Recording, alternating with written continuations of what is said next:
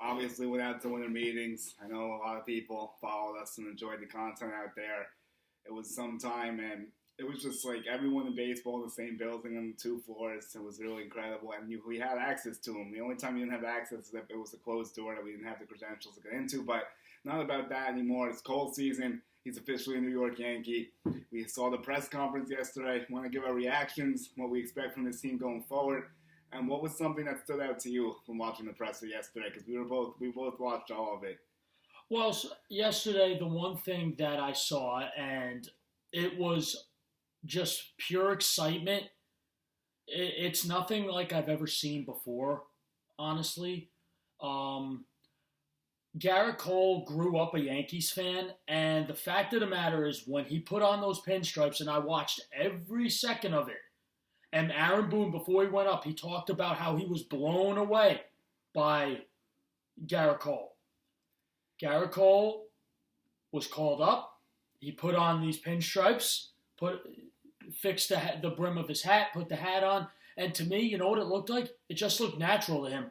It's like this is where he needs to be. He grew up a Yankees fan. He brought the fact of the matter that he brought that sign that he used for the 2001 Game 6 World Series against the Diamondbacks. That's gold.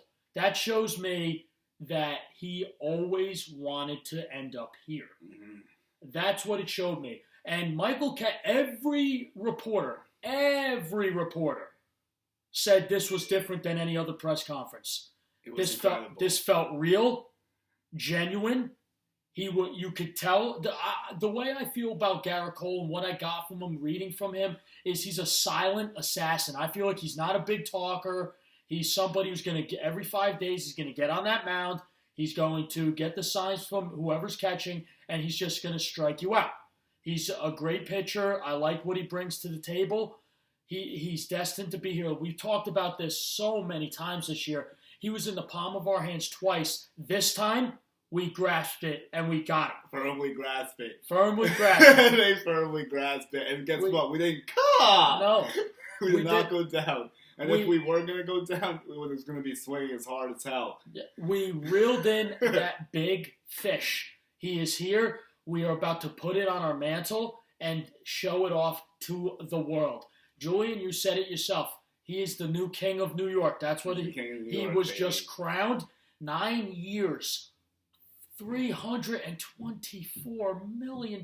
And I read something that there's a clause in this contract that could turn it into 10 for $360. That's right. I saw that also. Rosenthal had that tweet. I'm sure that's insane. Saw it. That's $36 million a year. And I'm going to tell you this. Garrett Cole, after watching some tape of him, this guy is just... I feel like when he was on, and Jules, I think you could agree with me, when he was on the Pirates, he was decent. He was very solid, yeah. He was solid. When he got out of the Pirates system, that's when you saw his greatness. Astros, yeah. Now that's where he's getting paid. 29 years old. I want to say this. The one thing, too, I really loved is everybody in the Yankees organization was happy. Mm-hmm. There was not one person who was split, like last year with Machado and Harper and all that stuff. Now... everybody was happy to bring him in. You saw how Steinbrenner was happy. And the one thing, I don't know if anybody caught this. Yesterday, Brian Cashman was like slouched over, like basically looking at the camera, like saying, "See, I told you guys so." I loved it. He also shouted out Ariana Grande. He said, "Oh, this was great, but thank you. Next, we're on." Love it. Mm-hmm. So I'm going to say this. I know this has nothing to do with Garrett Cole. I'm going to personally apologize to Brian Cashman for stuff I said about him last year. He shut everybody up. Cashman's the man. Yep, he did what he had to do. One of my favorites. He went and got that big fish, and I know we're not done. I know we got some more pieces to fill. I'm excited. But what I took away from this Garrett Cole press conference is just I felt generosity. I felt it was genuine. It was sincere. He really wants to be here. He is excited, and you could tell his wife is excited. Everybody in New York is happy to not have to play against this guy anymore. Now, when we go up against the Astros, he's going to be the one taking them out. So I love every second of it. I have spoken. It's incredible, man. It really is. Like, it was a surreal feeling. I felt chills, goosebumps, whatever you want to call it. Like, it's the best press conference I've ever seen, hands down. Like, there's not even a close second, in my opinion. I've never seen someone that wants to be with the Yankees so much. I said that yesterday in my Twitter recap video, but it's just incredible, dude. Like, all the vibes are there. Everyone wants that World Series. He's hungry for it. We're hungry for it. We haven't won in 10 years. They were 8 outs away in Houston. Of course, he didn't get to pitch, and that eats at him still. You know he wants to be in there. He should have been in there. Everyone knows it. Last year during the season, he was 20-5. His ERA was 2.55. He had 326 strikeouts. The dude's just an assassin. Like, this is one of the best pitchers in the game. There's no two ways about it. And people talking, saying, "Oh, DeGrom's the best pitcher in New York." That's fine, but where are the Mets going to be compared to the Yankees next year? Get back to me on that, and we'll see what happens. Yeah. Listen, I agree. Jacob DeGrom is a great pitcher, but I'm sorry. Garrett Cole is in a league of his own, in my opinion. I'm not trying to be biased. I'm being honest. He is truly in a league of his own. You see his stats, and listen, and DeGrom's stats are amazing as well. But listen, if he was on the Yankees, he'd be winning championships. On the Mets, you're not going to win anything. I'm sorry. No, they ain't winning nothing. They are not going to win anything right now. They're not close to being competitive. They got a lot of pieces, but they got a lot of holes to fill, which they did not do. They got Rick Porcello. That's the answer to all their problems. Yeah, you're right. Absolutely. Yeah, and it's funny you bring that up. Rick Porcello said the reason he chose the Mets is because that's the best opportunity he was given to win a World Series. I thought that was laughable. I looked at my phone and I just started dying. I retweeted that, and I just couldn't believe that was actually uttered out of his mouth. Like, there's so many better places he could have went, but it's okay. It doesn't matter. Forget about the Mets. This is the Yankees' day. This is Garrett Cole's season. They got the Cole train. Got some fun stats I want to get into about how this pitching staff is going to be dominant now. The top four of this rotation is a great playoff rotation. I would put it against anyone in the MLB at this point. And I think the second best rotation, a lot of people are saying Yankees and Nationals are the best two rotations right now, they feel. And with them Yankees, we got Garrett Cole striking out 37% of his batters last season. In the last two seasons, actually, I have some stats of the strikeout rates. Garrett Cole first, 37%. James Paxton, 30.8%, 8th. And then you got Luis Severino, 28.6%, 18th. So three of our pitchers, top 18 in strikeout rates. And adding Garrett, this is the cure to our sickness with the pitching. Everything is set now. Everyone's in the right spot. No one has to do too much. All the roles are proper now. The starting rotation's absolutely set. This is an absolutely fantastic day. And I already talked this up, and me and Bobby discussed this. The first start in Baltimore we're trying to get down to. Going to have a nice crowd out there. Yankees are going to be strong. There's already high demand for these tickets. This is going to be a scene out of Camden Yards. It's going to be a movie, and if anyone wants to go, reach out to us. We're going to try to coordinate something. This is going to be so much fun. I just can't believe that it finally happened. We talked about this all off season. We went to the winter meetings. We got it. We came home with it. We did everything we said we would do. Seriously. Yes, we did. We said we would go there. We would go out to the West Coast, take a 6-hour plane ride, a flight to San Diego. We did just that. It took a few days, but we did what we had to do. Exactly. Garrett Cole, I'm so happy for you. You deserve this. You're going to make the Yankees so much better. The pitching rotation is now set. I agree. Cole, Paxton, Tanaka, Severino, and Montgomery, I believe. Because we're not going to have Jay Happ. He's about to get traded in the next couple days. Mm-hmm. It's a matter of time. We could talk about some minor roster stuff like that. I think Happ's definitely out the door. It's just a matter of when, what team. He's not going to stick on this team. He doesn't have a role anymore, honestly. And you're not going to pay $17 million for a fifth starter. That just doesn't make any sense. Absolutely That's not. That's not going to happen. So he's going to be on his way. I think Montgomery's a favorite right now for the fifth spot. I don't see any need to go get anyone else either. No. I don't think they need to get anyone else. They also got Michael King and Toby Garcia to potentially back him up, who are both great prospects. And I think you can see them potentially make the majors if they don't get traded. The only question that is left to me is there a big trade left to be made? We haven't gave up any prospects yet, really. We still have all that at our disposal.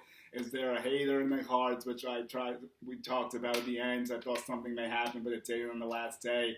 Is there a Lindor even, which has been mentioned now, but I don't really believe that one. Some people are going crazy saying Christian Yelich, but everyone stop it. This is not fantasy baseball. The Yankees are not getting Christian Yelich. This is not MLB The Show. This is not fantasy baseball. Come back to reality, everybody. Christian Yelich is not coming to the Yankees with Josh Hader. We have to give up the whole team. Somebody actually thought we would try to get Christian Yelich. Someone asked me, they're like, I heard about we might get Yelich. I'm like, this is not fantasy baseball, people. Like, come back to reality with me, please. Well, the one thing I think we do need to address... It's a lefty bat, but that's too much. That's too high. That's not going to happen. I think that Brian Cashman has something... There's one more move that's coming. There is one more move. Then minor stuff, I think, after that. Yeah, just some cleanup things. This roster... Listen, this roster is still set. We don't have Gregorius anymore, which is inevitable, in our opinion. He went to go be with Joe Girardi in Philly. And Betances may be doing the same soon. Speaking of which, any news on that? Betances, all I know is he said one thing: he wants to return to the Yankees. That's it. That's all he said. Okay, I didn't even know that was still. I have a question for you. At Gregorius' press conference, who's that other guy putting a jersey on with him? Wow, Wheeler maybe? Did they do Wheeler with him? Oh, that's who it was. Oh, okay. Yeah, that was probably it because those were the two big moves they made so far, and. Yeah, I mean, Didi's a tough loss. He was a great Yankee. We knew this day was coming. I want to thank him for his services with us. He did a great job replacing Derek Jeter. Yes, he did. He came up with 2 clutch home runs in the playoffs against Minnesota. I was fortunate to be in attendance for both of them, and they were great moments. He hit one into our section this year. Last time in the wild card, we were down 3-0, obviously. Didi, best of luck in Philadelphia. I wish you nothing but the best. You're a class act. Yep, I wish you well on your future endeavors there in Philadelphia. You will make that team a lot better. You're a great talent.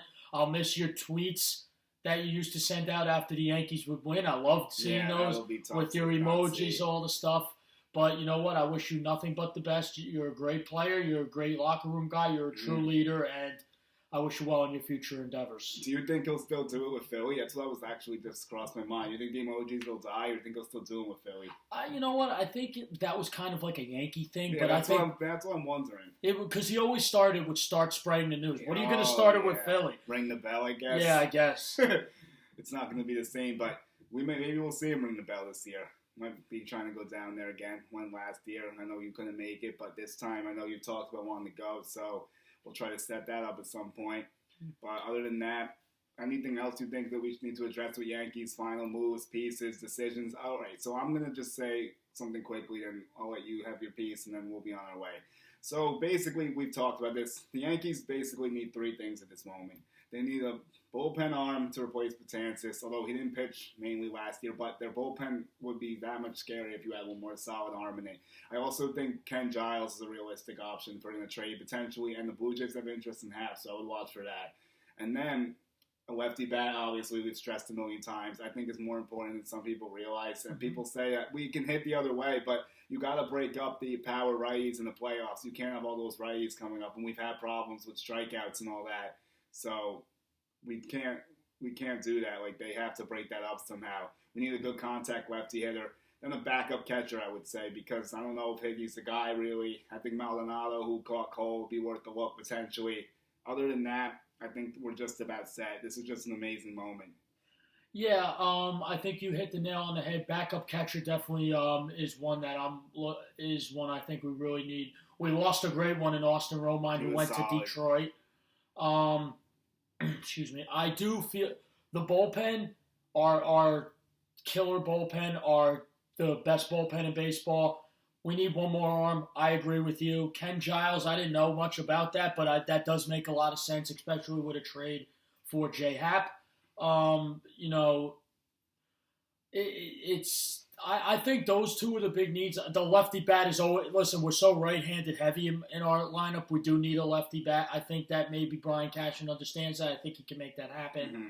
But I agree with you. You're not going to get an argument out of me. I think those are the 3 main causes, but I think they're very fixable. I really do. I think the problem that we had that was killing us for over a decade, I think we took care of that with one thing, with one guy. That's what I feel.